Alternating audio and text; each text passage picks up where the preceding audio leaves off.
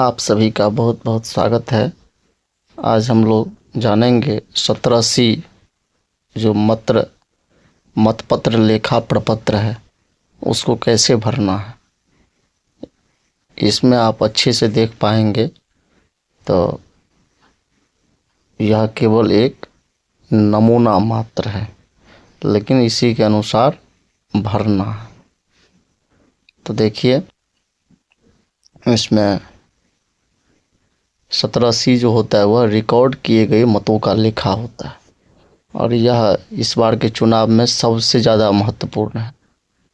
यह जितने भी पोलिंग एजेंट होंगे उन सभी को देना होगा।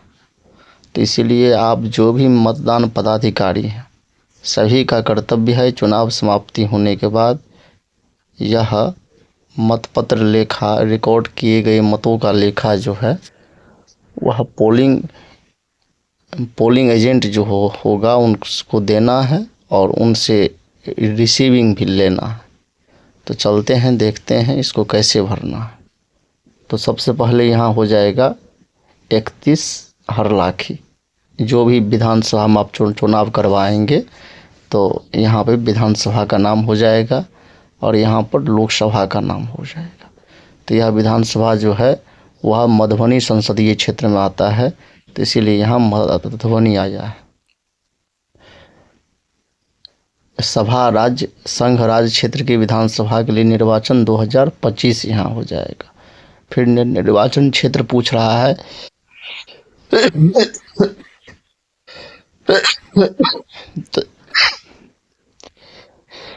जो भी आपके निर्वाचन क्षेत्र होंगे, जैसे कि यहाँ का हरलाखी है तो यहाँ हरलाखी दिए हैं। इसके बाद मतदान केंद्र की संख्या और नाम, जो आपके मतदान केंद्र होगा और उसका संख्या होगा वो लिखिएगा।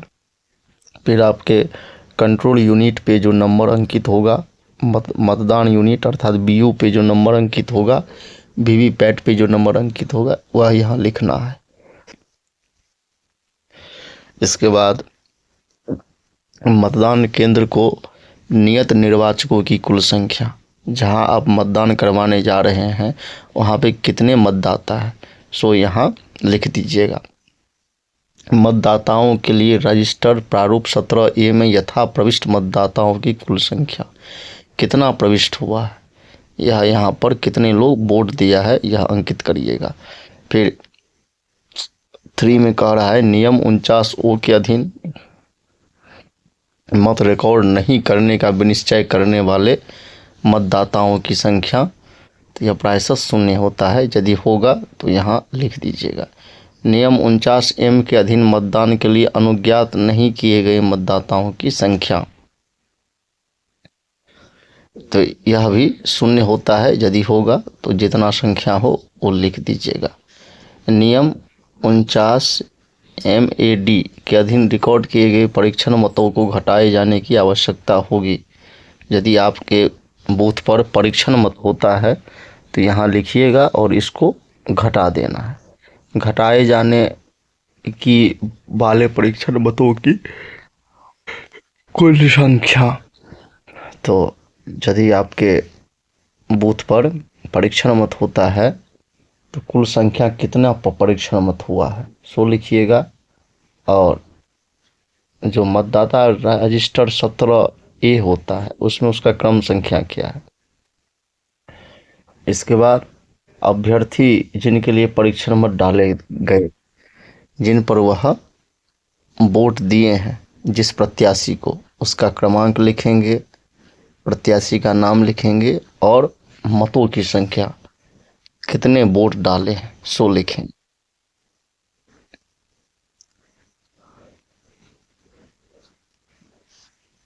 इसके बाद हम लोग आगे बढ़ेंगे तो इसमें कह रहे हैं मतदान मशीन के अनुसार रिकॉर्ड किए गए मतों की कुल संख्या 700 होगा, अर्थात सीयू में जो वोट दिखाएगा कंट्रोल यूनिट में सो यहाँ लिखिएगा। क्या मद 6 के सामने दर्शित मतों की संख्या, मद 2 के सामने दर्शित मतदाताओं की कुल संख्या, ऋण मद 3 के सामने यथादर्शित मत रिकॉर्ड नहीं करने का विनिश्चय करने वाले मतदाताओं की संख्या ऋण मद के सामने यथादर्शित मतदान करने के लिए अनुज्ञात नहीं किए गए मतदाताओं की संख्या से मेल करती है अथवा देखने में कोई विसंगति अंतर पाया गया है, तो यहाँ लिख देना है हाँ मेल करती है, कोई विसंगति नहीं है। उन मतदाताओं की संख्या जिन्हें निविदत मतपत्र नियम 49 के अधीन जारी किए गए, यदि होगा तो 0-2 देंगे। निविदत मतपत्रों की संख्या तो यह प्रायशः सभी को 20 मिलता है, 100 लिख देंगे। निर्वाचकों को जारी किए गए, यदि किसी को जारी करिएगा 100 लिखिएगा। अप्रयुक्त वापस किए गए, जो आप वापस करिएगा उनका संख्या 000 ऐसे करके लिखना है। यदि 1 अंक का होगा, 2 अंक का होगा तो पीछे में 2 0 होगा, ऐसे करके लिखिएगा। लिखने का यही तरीका है, इसको ध्यान से देखिएगा। पेपर सील का लेखा क्रमांक, अब जो पेपर सील मिला हुआ है उसका लेखा क्रमांक क्या है, यह भी आपको अंकित करना होगा।